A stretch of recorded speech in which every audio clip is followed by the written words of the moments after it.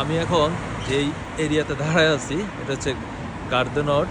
তো এইখানে আসলে মূলত যারা বাংলাদেশি ট্যুরিস্ট আছে, পাকিস্তানি ট্যুরিস্ট আছে, তাদের জন্য হালাল খাবারের সুব্যবস্থা আছে।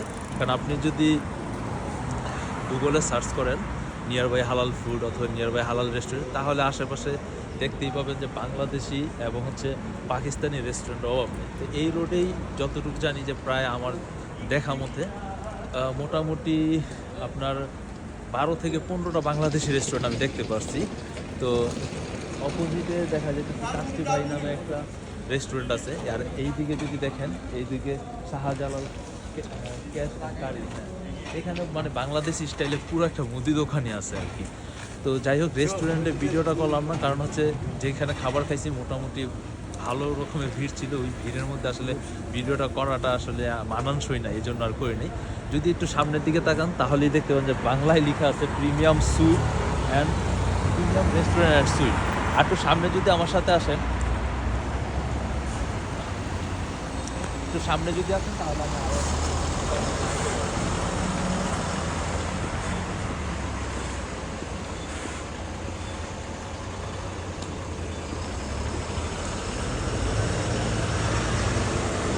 মোটামুটি প্যারিসে আপনাদের হালাল খাবার নিয়ে কোনো টেনশন নেই।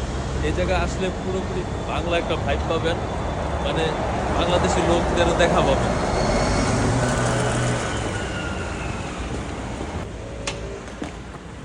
এই যে রেস্টুরেন্টটা দেখতেছেন অলরেডি এটা অফ হয়ে গেছে। কিছু রেস্টুরেন্ট আছে আপনার 9:30 9টার মধ্যে অফ হয়ে যায়, আর বাকি যে রেস্টুরেন্টগুলো আছে ওগুলো আপনার সাধারণত দেখা যেতেছে কত রাত 11টা পর্যন্ত খোলা থাকে আর কি। তো এই রেস্টুরেন্টটা হচ্ছে আপনার মানে পেস্ট্রি জাতীয় মিষ্টি জাতীয় খাবারগুলো তৈরি করে, মানে সার্ভ করে আর কি।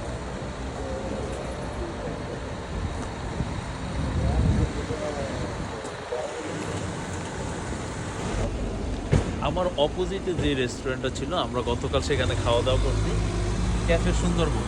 তো এটা প্যারিসের গার্ডনরে খুবই ফেমাস। তো এটার খাবারও মোটামুটি খারাপ না, ভালোই। তো এখানে কম বেশি অনেকগুলো রেস্টুরেন্ট আছে যেগুলো আপনার মোটামুটি ভালো খাবার সার্ভ করে।